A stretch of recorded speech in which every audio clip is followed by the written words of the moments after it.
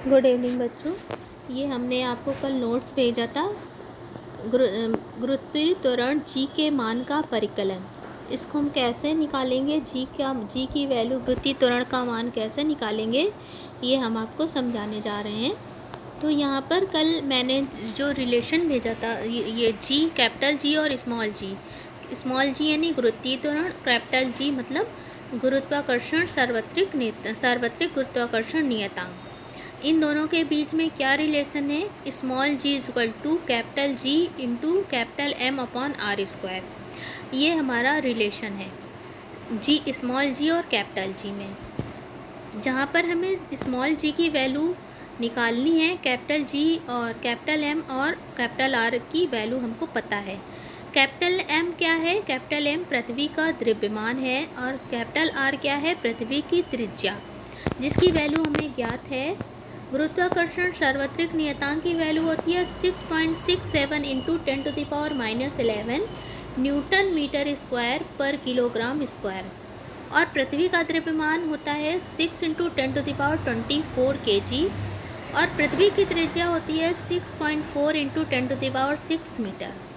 ये वैल्यूज़ हमें मालूम है और इनको हम समीकरण 1 में क्या करेंगे, रख देंगे और उसकी वैल्यू हमने निकाली है। ये पूरा सॉल्व करके मैंने निकाला है, पूरा हमने यहाँ पर तुमको करके भी दिखाया है। गुणा भाग जितना भी इसमें आया है, यहाँ रफ वाले पोर्शन में मैंने करके दिखाया है, इसे आप देख लीजिएगा, समझ लीजिएगा। और निकल के एक्यूरेट पूरी मतलब पूरा नहीं कटाया है, 9.77 आया है, जिसको मैंने कर दिया है 9.8 मीटर पर सेकेंड स्क्वायर। थोड़ा सा हमें तुमको घात वाला पोर्शन शायद तुम्हारे समझ में ना आए, इसलिए हम तुम्हें करके इसको समझा देते हैं। कैसे करते हैं ये देखो। तो कैपिटल जी और स्मॉल जी में क्या रिलेशन होता है?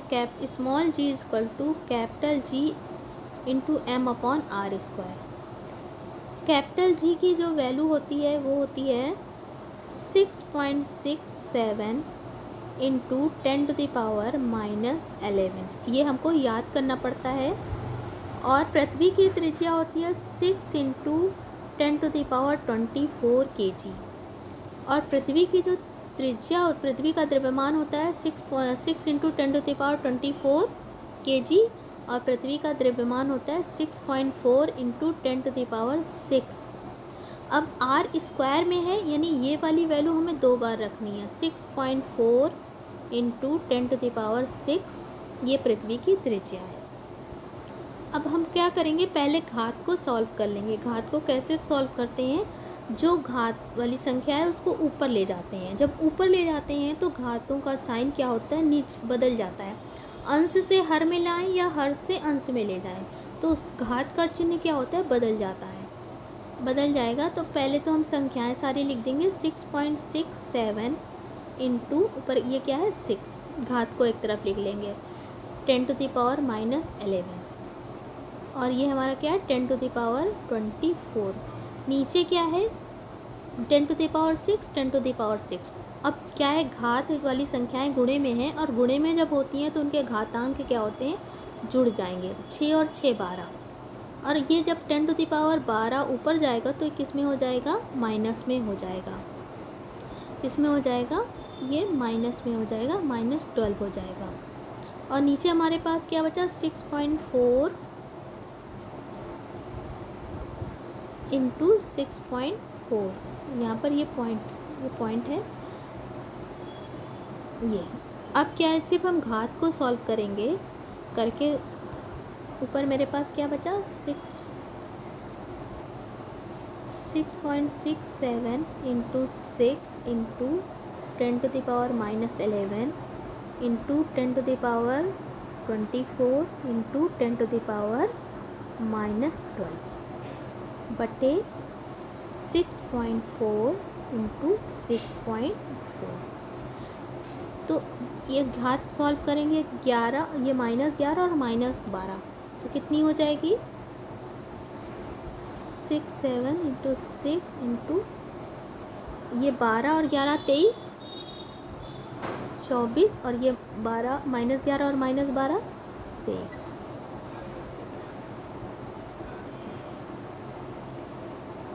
तो हमारे पास क्या बचा, ऊपर घात में हमारे पास क्या बचा, 10 की पावर 1। 24 में से 23 घटाओगे तो कितना आएगा, 23। और ये वाली संख्याओं को हम सब सॉल्व कर लेंगे। जब सॉल्व करेंगे तो हमारे पास आ रहा था 0.98। तो ये कितना हो जाएगा, 9.8। ये हमारी किसकी वैल्यू निकल कर आई है, स्मॉल जी की, मीटर पर सेकेंड स्क्वायर। सॉल्व किया है, जी की वैल्यू कितनी निकल कर आई,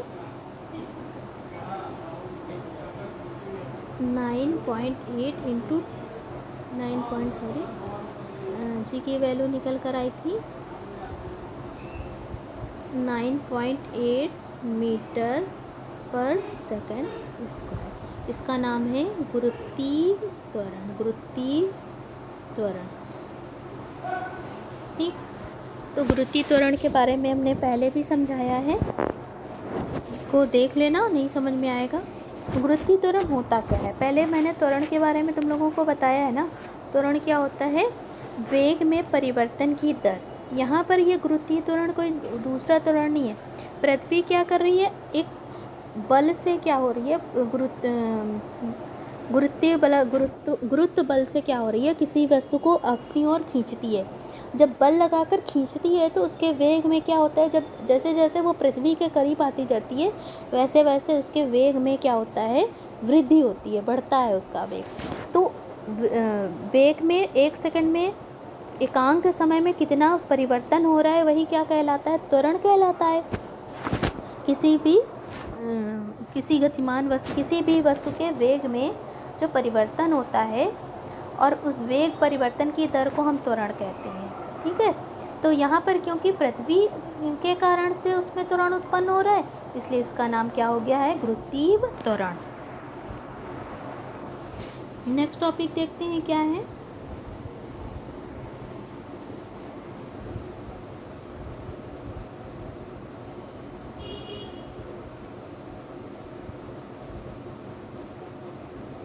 यहाँ पे हम आपको मुक्त पतन समझा रहे हैं। मुक्त पतन क्या होता है, यदि हम गेंद को कुछ ऊंचाई से छोड़ें, कोई भी वस्तु को अगर हम कुछ ऊंचाई से छोड़ते हैं तो वो सीधे कहाँ आती है, नीचे पृथ्वी की ओर, धरती की ओर आती है और जाकर धरती से टकराती है। तो हम देखते हैं कोई भी वस्तु अगर हम फेंकेंगे तो उसको ऊपर जाना चाहिए था या इधर उधर कहीं भी जाना चाहिए था, तो ऐसा कभी नहीं होता। वो सीधे कहाँ आती है, नीचे पृथ्वी में आकर, धरती में आकर टकराती है। ऐसा क्यों होता है, ऊपर क्यों नहीं चली जाती है? क्योंकि हम जानते हैं कि पृथ्वी, ये बहुत सर्वविदित है, हर बार हम लोग हर क्लास में पढ़ते हैं कि पृथ्वी हर एक वस्तु को अपनी ओर खींचती है, एक फोर्स लगाती है, गुरुत्वाकर्षण बल लगाती है, और उस बल के कारण सारी वस्तुएं पृथ्वी की ओर खींची हुई चली आती हैं। ठीक है, तो जब कोई वस्तु ऊपर से गिरती है या हम छोड़ते हैं तो उस समय उस पर कोई भी बल नहीं लगा रहे होते हैं, लेकिन तब भी वो नीचे चली आती है। तो उस समय क्या है, पृथ्वी अपने गुरुत्व बल के कारण हर एक वस्तु को खींच लेती है। तो जब कोई वस्तु सिर्फ गुरुत्व बल के कारण नीचे की ओर गिरती है तो ऐसे में कहते हैं वस्तु मुक्त पतन में है, वस्तु में मुक्त पतन हो रहा है, यानी सिर्फ गुरुत्व बल ही उस पर अप्लाई हो रहा है, तो इसे कहते हैं मुक्त पतन। तो मुक्त पतन से आप, इसमें क्वेश्चन ऐसे बनता है कि सिर्फ सिंपल एक क्वेश्चन आता है कि मुक्त पतन से आप क्या समझते हैं। तो ये तुम्हारा एनसीईआरटी का क्वेश्चन है। एनसीईआरटी के जब भी कोई टॉपिक ख़त्म होता है तो उसके नीचे, एनसीईआरटी के बुक में जब भी कोई टॉपिक ख़त्म होता है तो उसके नीचे ही एक क्वेश्चन दिया रहता है। तो ये एनसीईआरटी का पाठगत प्रश्न है, मुक्त पतन से आप क्या समझते हैं। तो जब भी इसकी परिभाषा है, जब कोई वस्तु केवल पृथ्वी के आकर्षण अथवा गुरुत्वाकर्षण के कारण पृथ्वी की ओर खिंचती है तो वो वस्तु मुक्त पतन में होती है।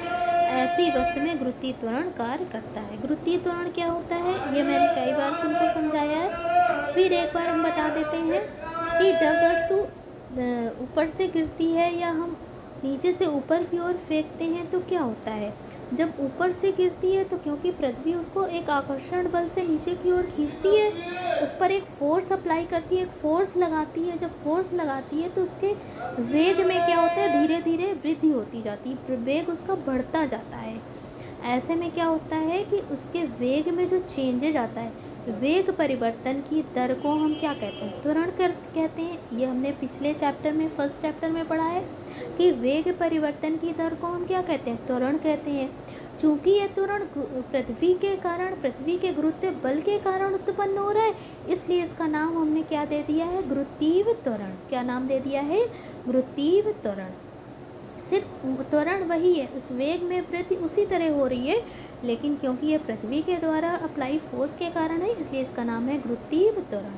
ठीक है, ठीक। अब एक चीज़ ये न्यूमेरिकल में ये चीज़ें आएंगी, इसलिए हम आपको समझा रहे हैं कि जब कोई वस्तु ऊपर की ओर फेंकी जाती है या नीचे की ओर फेंकी जाती है, तो इसमें ऊर्ध्वाधर, ऊपर या नीचे, हाइट में वस्तु ऊपर या नीचे जा रही है, तो यहाँ पर जो हम जो क्षैतिज दूरी लिखते थे, सड़क पर या रोड पर कोई गाड़ी जाती थी, तो वहाँ पर हम दूरी को एस से डिनोट करते थे, एस लिखते थे दूरी को, क्योंकि यहाँ पर हाइट की बात हो रही है, ऊंचाई में वस्तु गिर रही है, ऊपर नीचे जा रही है, तो यहाँ पर एस की जगह क्या हो जाएगा, एच हो जाएगा। एस की जगह यहाँ पर एच हो जाएगा।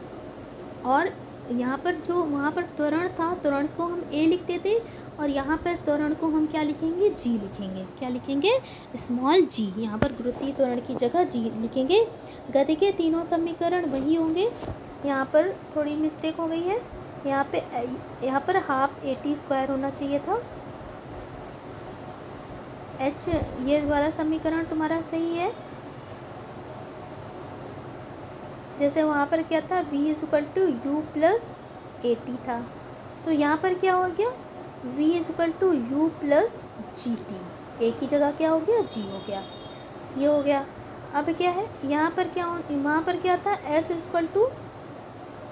वहाँ पे था S = UT + हाफ AT² था। यहाँ पे हाफ होना चाहिए था, हाफ AT² होना चाहिए था। तो यहाँ पर क्या हो गया, S की जगह H हो गया।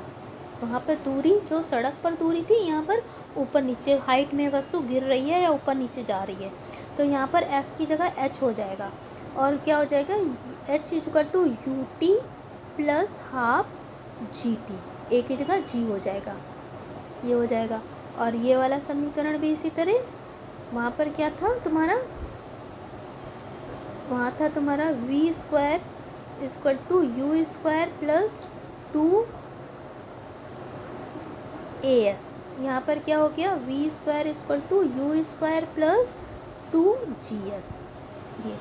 ये चीज़, एक चीज़ और तुमको यहीं पर समझा देते हैं। अगर वस्तु नीचे गिर रही है, अगर वस्तु, कोई भी वस्तु नीचे गिर रही है, तो उस समय जो गुरुत्वीय त्वरण होगा प्लस में होगा। ठीक है, यहाँ सब प्लस प्लस होगा। अगर कोई वस्तु तुम क्या कर रही हो, ऊपर की ओर फेंक रही हो, जब भी वस्तु को तुम क्या कर रही हो, ऊपर की ओर फेंक रही हो, तो यहाँ पर ये जो प्लस वाला चिन्ह है, सब जगह माइनस हो जाएगा।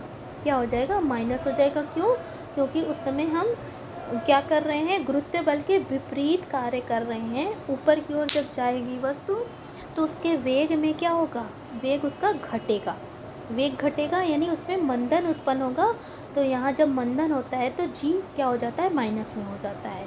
जी जब माइनस में हो तो उसे कहते हैं मंदन। जब न्यूमेरिकल लगवाएंगे तो थोड़ा और क्लियर हो जाएगा। ये तुम्हारा हो गया। अब नेक्स्ट टॉपिक देखते हैं क्या है। ये क्वेश्चन है, एक कार किसी कगार से गिरकर 0.5 सेकंड में, एक कार है कहीं से गिर गई है, 0.5 सेकंड में धरती में आकर गिरती है। ठीक है, कोई कार है जो कि गिर गई है, और निकालना क्या है, धरती पर टकराते समय कार की चाल क्या होगी। धरती में टकराते समय कार की चाल क्या होगी। और दूसरा क्वेश्चन पूछा है 0.5 सेकंड के दौरान औसत चाल क्या होगी, और धरती से कगार कितनी ऊंचाई पर है। ये 3 क्वेश्चन पूछा है, तो इसको हम कर लेते हैं।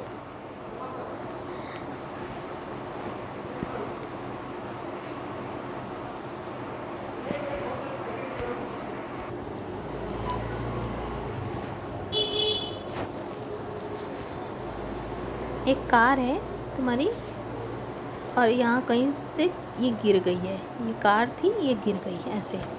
तो और क्या हुआ, जब गिरी तो 0 समय कितना लिया उसने, टी कितना लिया, 0.5 सेकेंड। सिर्फ 0.5 सेकेंड में वो क्या हुई, धरती से आकर टकरा गई। ठीक है, हमको क्या धरती में टकराते समय उसका वेग पूछा है। तो हम जानते हैं v इक्वल टू क्या होता है, u प्लस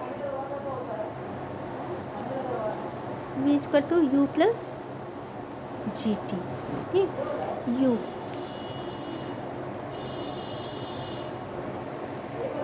हम जानते हैं कि जब भी वस्तु ऊपर से गिर रही होती है तो उस समय उसका वेग क्या है, u 0 होता है। जब चली मतलब गिर रही होती है तो उस समय उसका वेग u क्या था, 0 था। हमें निकालना क्या है, v निकालना है। तो v ये u 0 हो गया, और ये g का मान उसने दिया है 10, और कितने समय में उस टकराई है, 0.5 सेकेंड में। तो कितना आ गया, ये तो 0 हो गया, 0 प्लस ये 50 और ये दशमलव। तो वेग उसका अंतिम वेग क्या हुआ, पर धरती में टकराते समय उसका वेग कितना हुआ, 5 मीटर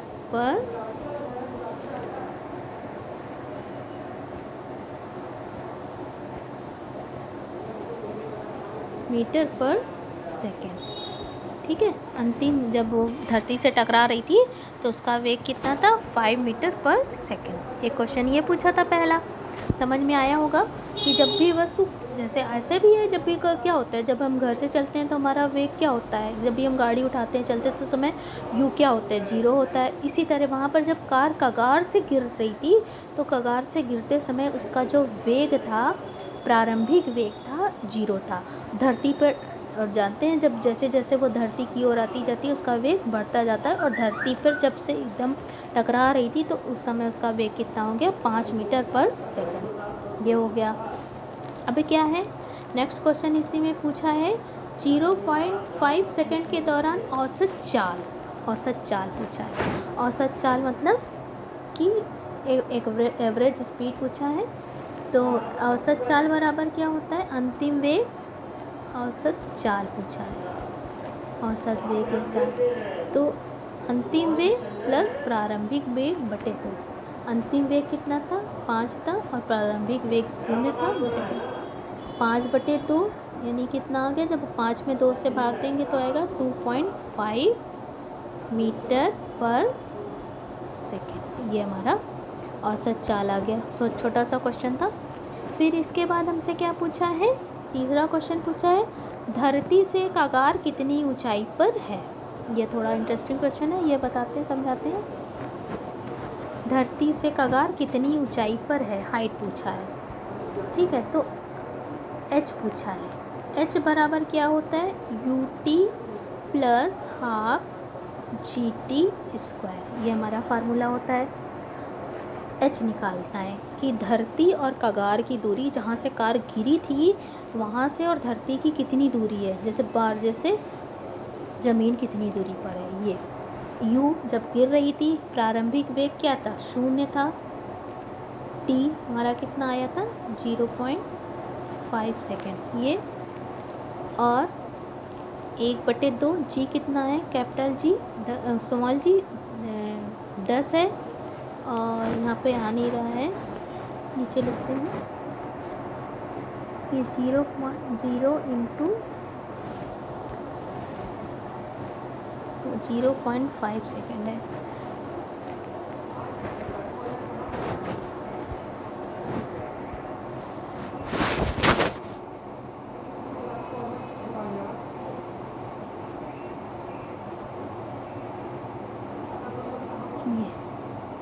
u हमारा जानते हैं प्रारंभिक वेग 0 था, 0.5 सेकेंड प्लस हाफ g का मान होता है 10 या 9.8 लिखते हैं, यहाँ पे हमने 10 रखा है। और g टाइम कितना है, 0.5 इंटू 0.5। इसको सॉल्व कर लेंगे, ये पोर्शन तो हमारा 0 हो जाएगा, 2 से इसको काटेंगे तो आएगा 5, ये आया प्लस इन सबको जब गुणा करेंगे तो आएगा 5 × 25, 25 पंचे 125 और कितने अंक के बाद दशमलव 2। तो ये कितनी ऊंचाई पे था? 1.25 मीटर, इतनी ऊंचाई पर हमारी कार थी। ये क्वेश्चन हमने लगाया। एक क्वेश्चन और है, ये भी समझा देते हैं। अब क्या है, अभी क्या हो रहा था कि वो कार ऊपर से गिर रही थी, ठीक है। अब क्या है, वस्तु ऊर्ध्वाधर ऊपर की ओर फेंकी जा रही है। यही समझाना है तुम्हें कि जब वस्तु ऊपर की ओर ऊर्ध्वाधर फेंकेंगे तो जी का मान क्या हो जाएगा, स्मॉल जी का मान माइनस में हम रखेंगे, ठीक है। तो जो जी की वैल्यू होती है, हम तुम्हें एक बार यहाँ बता देते हैं। जो जी की वैल्यू होती है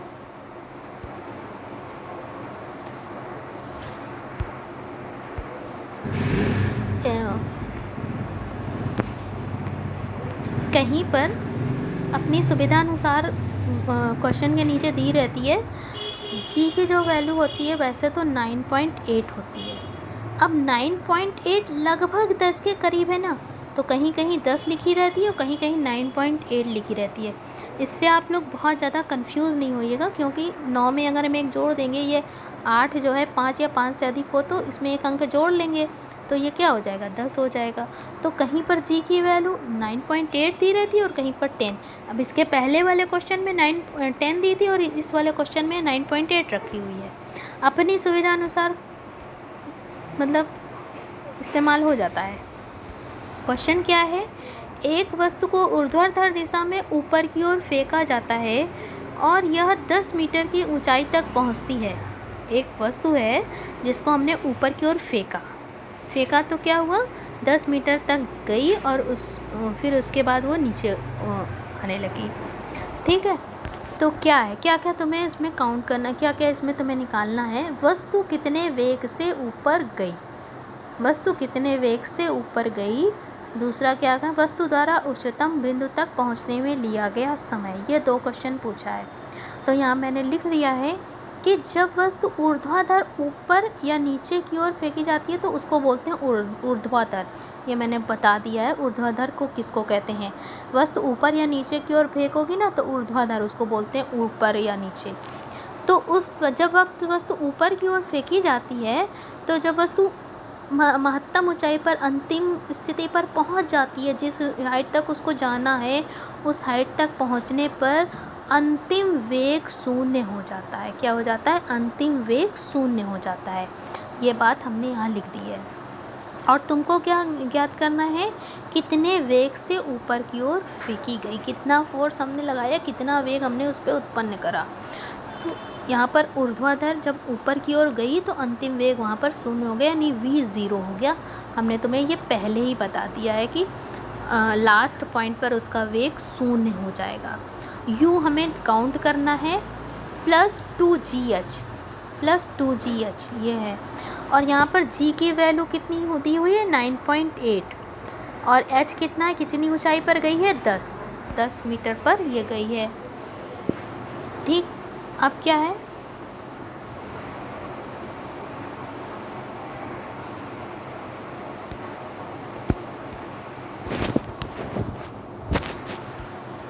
हमसे क्वेश्चन क्या पूछा है, एक वस्तु है, हमने उसको ऊपर की ओर फेंका है। हमें क्या ज्ञात करना है कि वस्तु कितने वेग से ऊपर की ओर फेंकी गई। हमको क्या करना है, वस्तु कितने वेग से। जब हम किसी भी वस्तु को ऊपर की ओर फेंकेंगे, हमने नीचे से इसको ऊपर की ओर फेंका तो ये लास्ट पॉइंट पर v क्या हो गया, 0 हो गया। यहाँ पर तो जब यहाँ थी तो उसका यहाँ पर से हम फेंक रहे थे, इस पर पूरा फोर्स लगाया तो यहाँ पर u था, तो v = u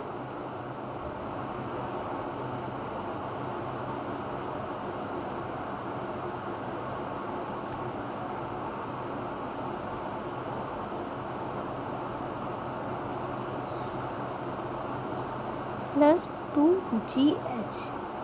हमने तुम्हें बताया था जब भी हम वस्तु को ऊपर की ओर फेंकेंगे तो g किस में हो जाएगा, माइनस में हो जाएगा, क्योंकि ये गुरुत्वीय बल के विपरीत वस्तु ऊपर की जा रही है तो इस पर मंदन उत्पन्न होगा, यानी उसके वेग में कमी आएगी। v 0 है, हमने पहले ही बता दिया है कि जब कोई वस्तु ऊपर की ओर फेंकेंगे तो अंतिम स्थिति पर उसका वेलोसिटी 0 हो जाएगी।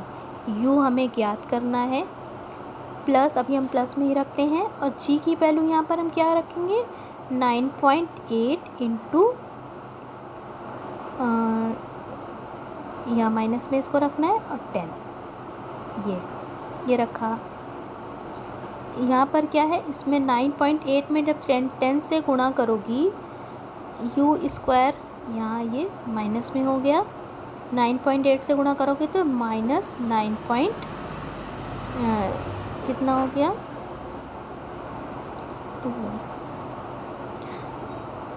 9.8 से गुणा कर दिया,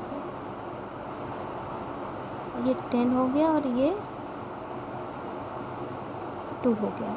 जब इन सब का हम ये माइनस माइनस दोनों तरफ से कैंसिल हो गया, दोनों तरफ से, तो हमारा आ जाएगा 198 नहीं सॉरी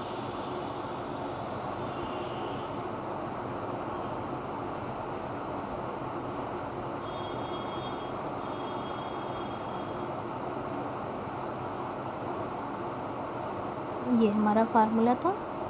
तो u क्या है, u हमें ज्ञात करना है, और v हमारा 0 हो गया है, +2, और यहाँ पर g की वैल्यू है -9.8, और हाइट कितनी है 10 मीटर की ऊंचाई पर हमने वस्तु को फेंका है।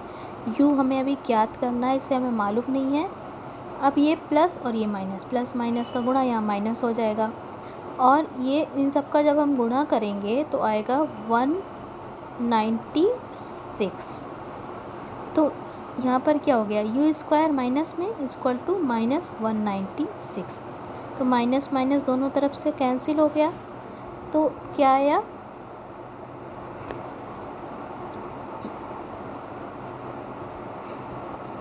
u स्क्वायर इक्वल टू 196 आया। तो u की वैल्यू निकालने के लिए 196 को किस में रख देंगे, अंडर रूट में रख देंगे, अंडर रूट में रख देंगे, तो इसकी वैल्यू हम निकाल लेंगे इसका अंडर रूट 196 का हमें क्या निकालना पड़ेगा, अंडर रूट निकालना पड़ेगा।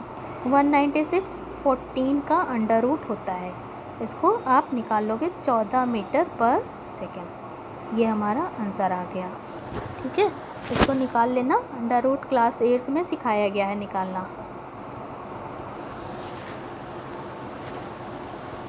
ये 14 मीटर पर सेकेंड ये हमारा निकल के आया प्रारंभिक वेग। इसके बाद हमसे क्या पूछा गया है, वस्तु द्वारा उच्चतम बिंदु में पहुंचने पर लिया गया समय। ठीक, अब इसको निकाल लेंगे, उच्चतम बिंदु पर पहुंचने में लिया गया समय। इसके लिए क्या फार्मूला अप्लाई करेंगे, v equal to u plus gt, ये फार्मूला अप्लाई करेंगे। तो हम जानते हैं अंतिम वेग 0 है, u कितना निकल के आया 14 मीटर पर सेकेंड, और इसको हमें क्या लिखना है -9.8, और समय हमें निकालना है 9.8। अभी इसको इधर लेके आएंगे 9.8 को, तो इस किस में हो जाएगा, प्लस में हो जाएगा। 9.8 t इक्वल टू 14। जब इन सबको हम सॉल्व करेंगे तो क्या हो जाएगा, सॉल्व करेंगे तो हमारा आ जाएगा t इक्वल टू 14/9.8।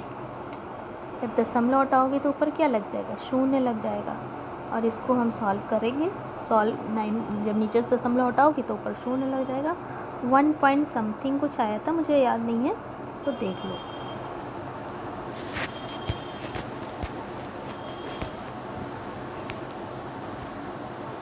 ये तुम्हारा निकल के आया है 1.43 सेकेंड, 1.43 सेकेंड ये निकल कर आया। ये मैंने इसको गुणा भाग करके सब दिखाया हुआ है, ऐसे देख लोगी।